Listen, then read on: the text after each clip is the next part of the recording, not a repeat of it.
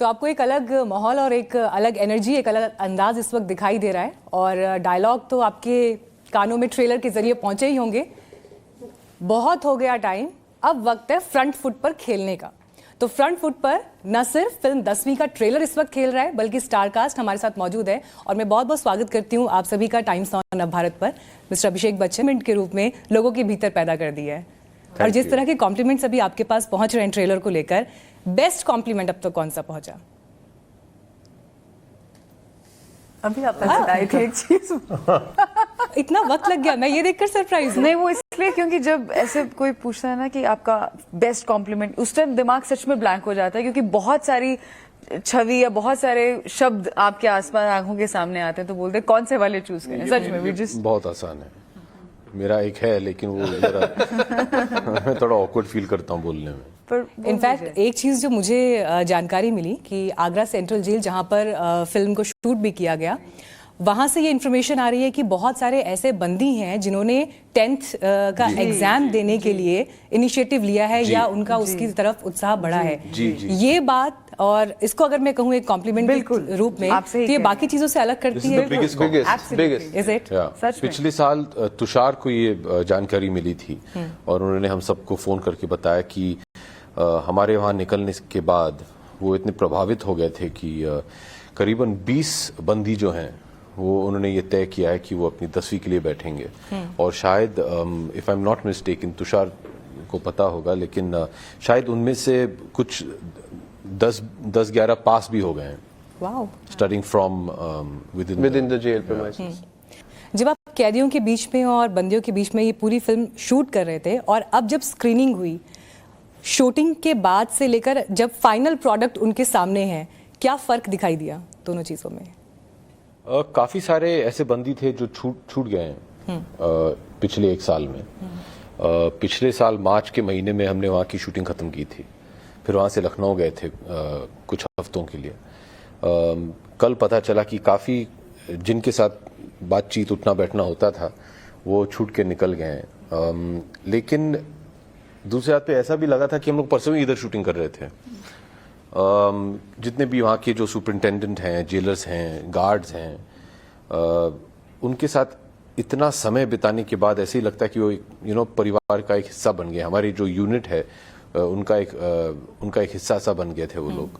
तो बहुत ही अच्छा लगा, नॉस्टैल्जिक फील किया सब लोग ने और खुशी इस बात की थी कि वहाँ शूटिंग हम लोग ने पिक्चर की शुरुआत वहाँ की थी और सबसे पहले इस फिल्म को देखने वाले हमारे गार्ड्स और बंदी थे who were so cooperative throughout the making।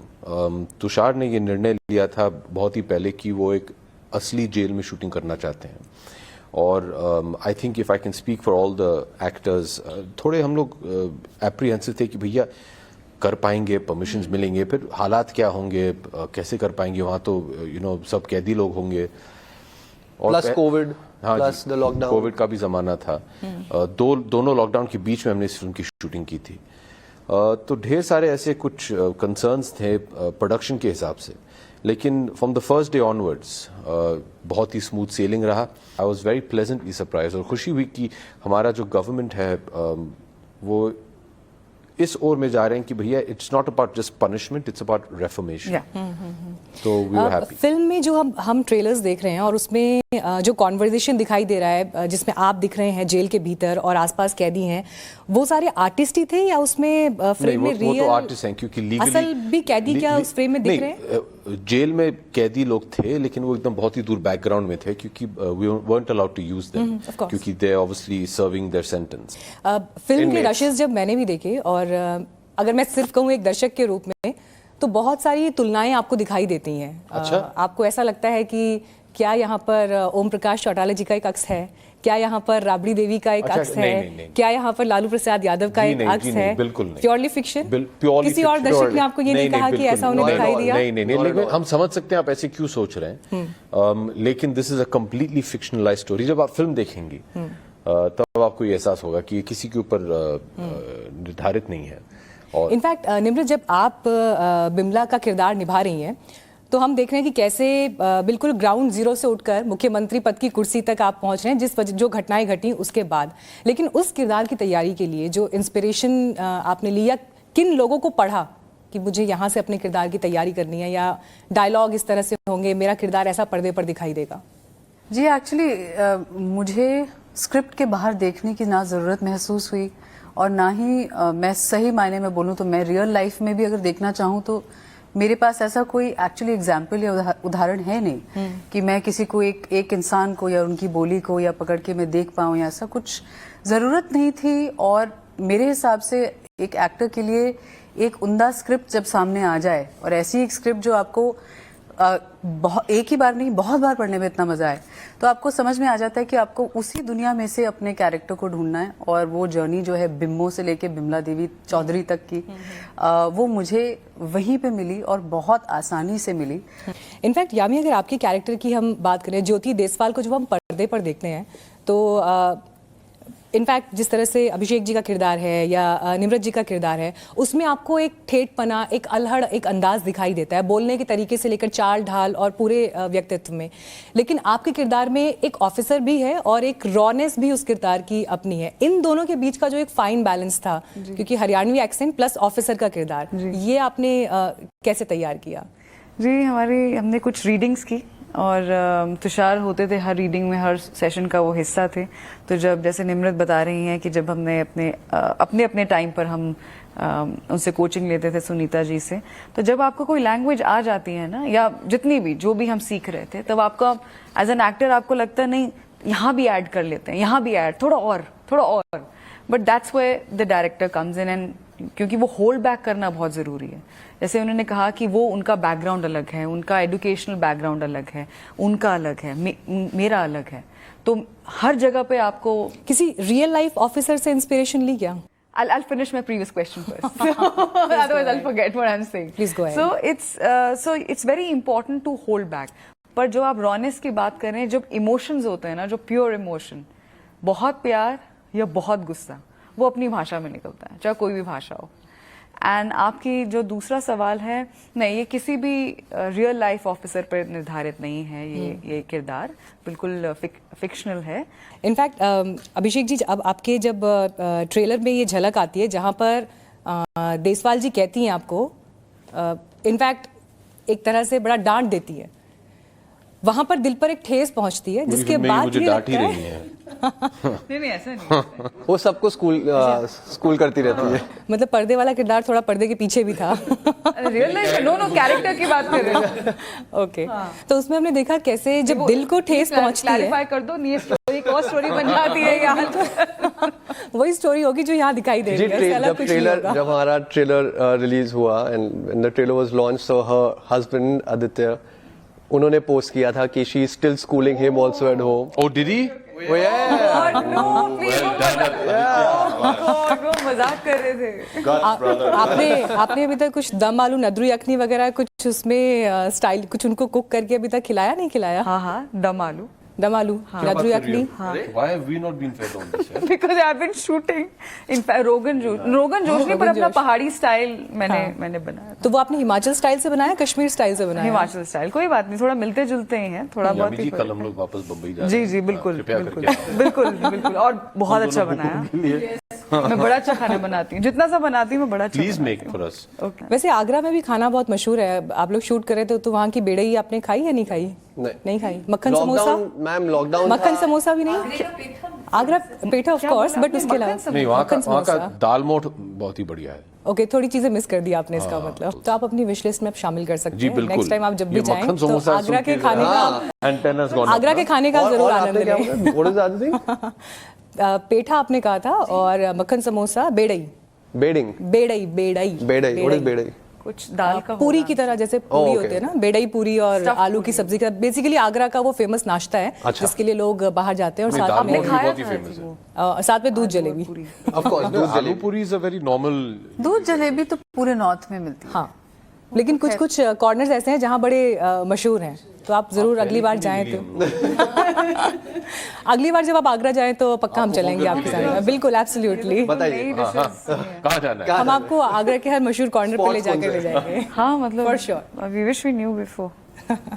वैसे आपने फिल्म में तो दिखा दिया कि किरदार जो है 10वीं की तैयारी करता है, परीक्षा देता है, लेकिन रियल लाइफ में क्या आप मानते हैं कि पॉलिटिशियंस के लिए एक मिनिमम एजुकेशन होनी इट्स अ चाहिए? वेरी इंटरेस्टिंग क्वेश्चन और ढेर सारे जर्नलिस्ट ने मुझे ये सवाल पूछा है. I understand why.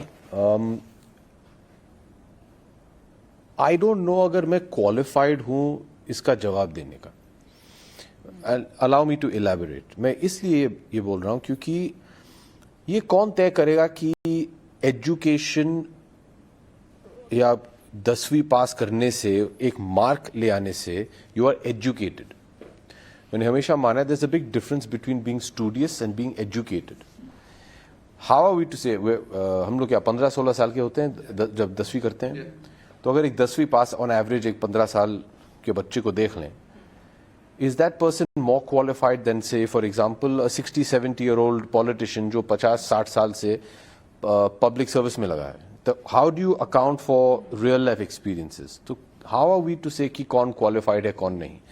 It's not important to be studious, it is important to be educated. जो आपको सीख क्या मिल रही है, उससे क्या जानकारी निकाल रहे हैं आप, क्या सीख रहे हैं आप, क्या इम्बाइब कर रहे हैं, that is more important. हालांकि मैं समझ सकती हूँ, आपने बड़ी खूबसूरती से इसे एक्सप्लेन किया, लेकिन फिर भी अगर हम ये माने कि एक पैमाना होता है कि ठीक है 10th तक आप स्कूल गए या 12th तक आप स्कूल गए, वहां पर आपने एक दुनिया देखी, एक विजन आपने डेवलप किया, वो भी तब जब आप देश की बागडोर संभालने के लिए जा रहे हैं, चाहे आपकी असेंबली सीट है, चाहे आपकी इलाका है, उस लिहाज से, उस नजरिए से हम देखें तो एक बेसिक एजुकेशन होनी चाहिए. एजुकेशन इज इंपॉर्टेंट क्योंकि teachers you about the world. लेकिन then you get, it's a very complicated question. Then we have to talk about हमारा एजुकेशन सिस्टम कैसा है, व्हाट डू वी टीच, किस भाषा में आप सिखाएंगे. There is a lot of our history that maybe we are not taught. जो एक आम आदमी जो ग्राउंड लेवल पे काम कर रहा हो, उसे जानकारी है उसके बारे में, but as an education you might not learn. तो ये बहुत ही कॉम्प्लिकेटेड सा सवाल है, इसका इतना आसान जवाब है नहीं, खास करके हमारे देश में. क्या मुश्किल है आज के दौर में, स्पेशली अगर आप पॉलिटिक्स से जुड़े हुए किसी इशू को चुनते हैं या किसी बड़ी घटना से जुड़े हुए इशू को चुनते हैं और उस पर फिल्म बनाते हैं? नहीं, what is wrong in that? ऐसा नहीं है. नहीं, बिल्कुल नहीं. हर किसी को अपना नजरिया, आपका इंटेंशन सही होना चाहिए. हाँ, करेक्ट. हमारा इंटेंशन है मनोरंजन. We are not here to make a political statement. ये फिल्म ना तो पॉलिटिक्स के ऊपर है, ये film is a very entertaining film. जब आप देखेंगे आपको समझ में आ जाएगा. So we're not trying to make any statement. If there is a message जो हम देना चाहते हैं वो ये है कि भैया शिक्षा एक जरूरी हिस्सा है जीवन का. That's it.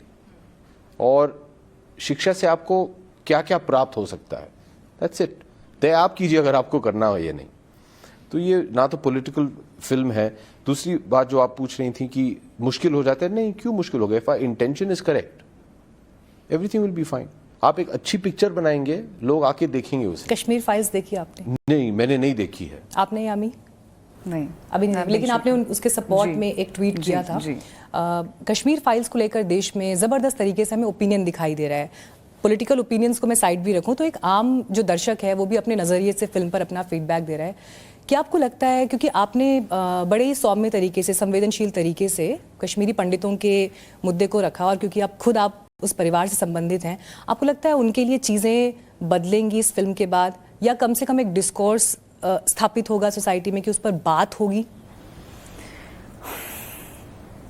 I think just to answer your first part, नहीं, मैंने अभी नहीं देखी क्योंकि इस तरह की फिल्म नहीं है कि आप बहुत पैकअप के बाद देखें. It's not an easy watch.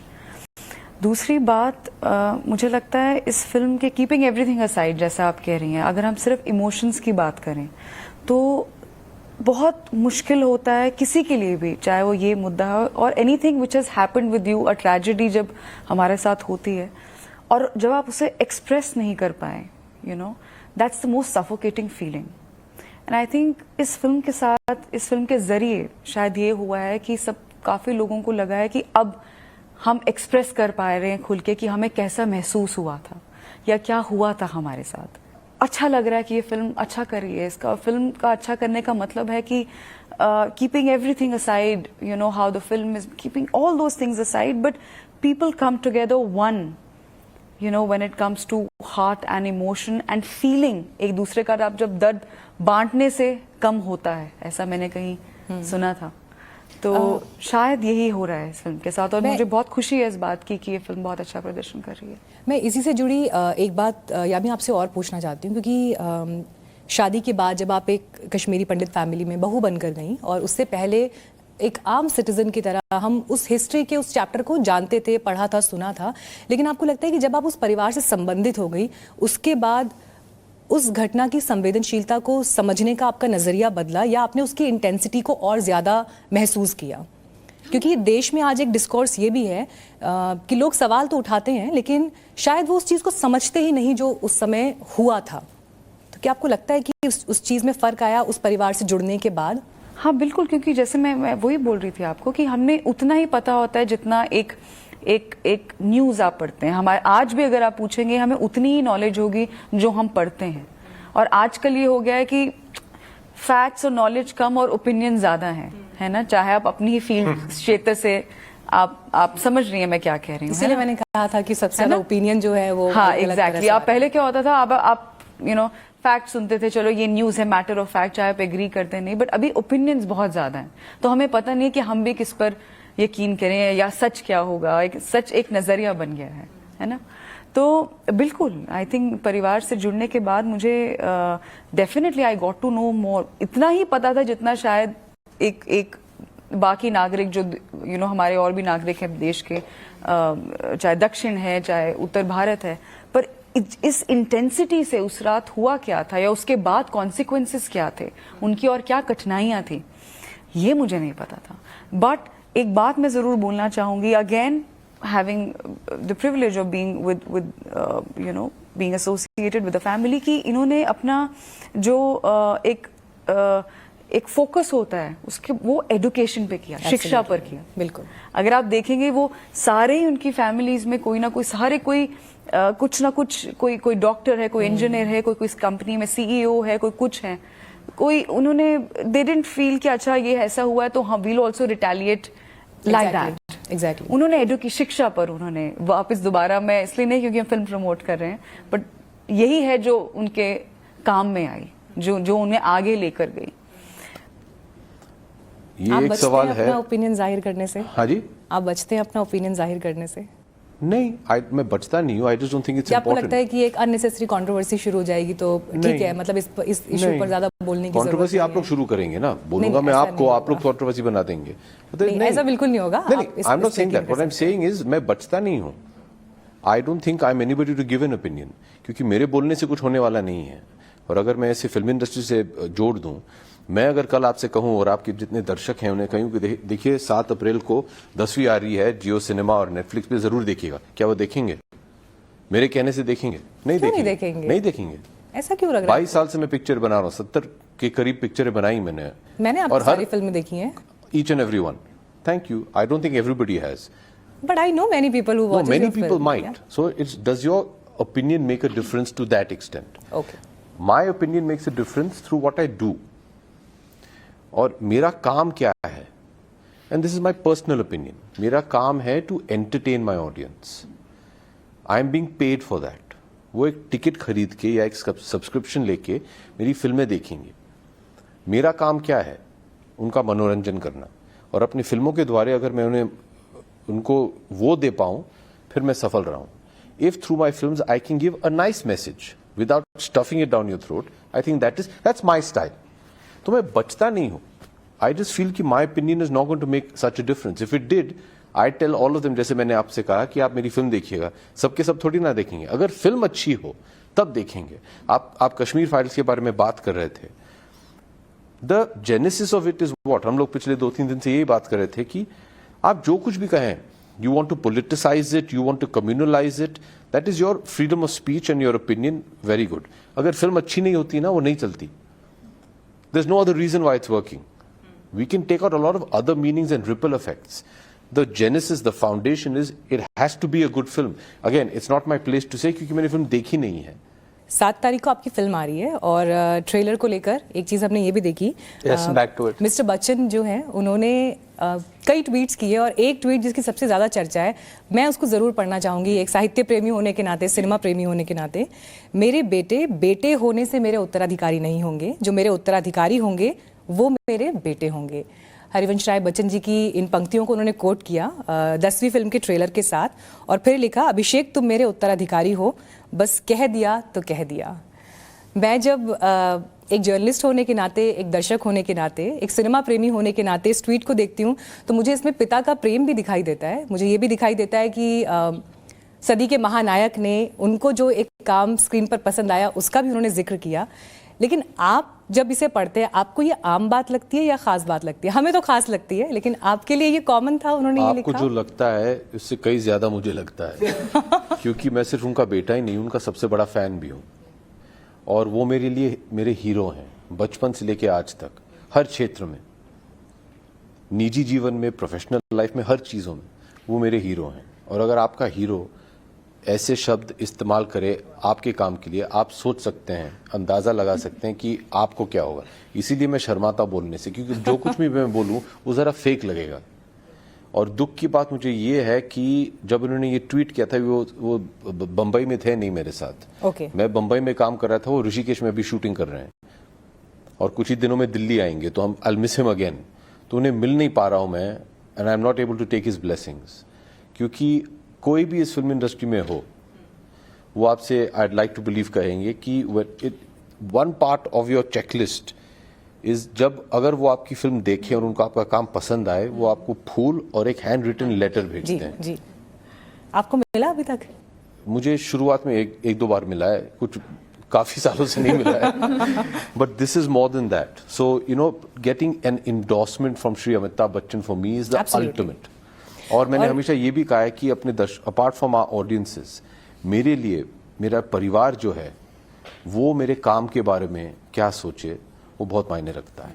आपको लगता है कि ये फिल्म आपकी अब तक की सारी फिल्मों से सबसे अलग साबित होगी या ये मैं आपके रूप को एक अलग तरीके से प्रस्तुत करेगी? मैं बोलना भी नहीं चाहूंगा, क्योंकि मैंने हमेशा एक एक्टर के तौर पे ये माना है कि लाइक आई सेड, मैं जो कहूँ doesn't matter, it's what my audience thinks. एक आखिरी सवाल निम्रत आपके पास मैं आ रही हूँ से लेकर, क्योंकि चीफ मिनिस्टर के रूप में भी हमने आपको देखा और गांव की एक आम महिला के रूप में भी हमने आपको देखा। एक हाइपोथेटिकल सवाल है, लेकिन अगर एक दिन के चीफ मिनिस्टर बनने का आपको अवसर मिला, ऐसा कौन सा काम है जो आप समाज के लिए या देश के लिए करना चाहेंगी? Film promotions will be band.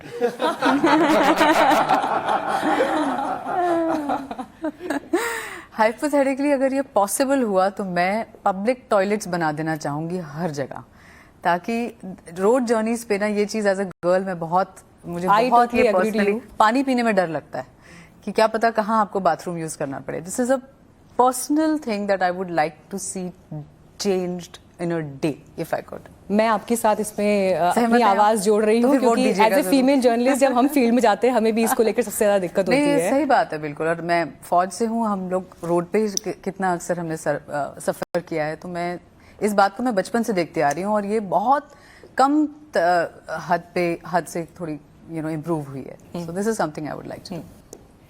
आप सबने हमें समय दिया और मेरी बहुत शुभकामनाएं आपको 10वीं के लिए। 7 तारीख का इंतजार रहेगा एंड आई एम श्योर कि ट्रेलर को जितना प्यार मिला है उससे भी ज्यादा प्यार फिल्म और याद रखिए जो रिव्यू देंगी ये इसलिए नहीं क्योंकि ये बायस्ड है, इनको वाकई फिल्म अच्छी लगेगी इसलिए बोलेंगी, ये जरूर कह दीजिए। बिल्कुल बिल्कुल, क्योंकि अभिषेक जी की जितनी भी फिल्में मैंने देखी, इनफैक्ट ऑफिस में भी 2-3 दिन पहले चर्चा हो रही थी, हम एक वीडियो कर रहे थे और उसमें यही बात थी कि बंटी बबली का किरदार आप चुनेंगे, सरकार चुनेंगे या फिर जमीन से आप किरदार चुनेंगे या बॉब बिस्वास को चुनेंगे क्या, या जो अब गंगाराम जी हैं उनका किरदार इन सब पर भारी पड़ेगा। गुरु also, that we have to wait. तो हम तहे दिल से इसका इंतजार करेंगे। All the best to you. Thank you very much. Thank you.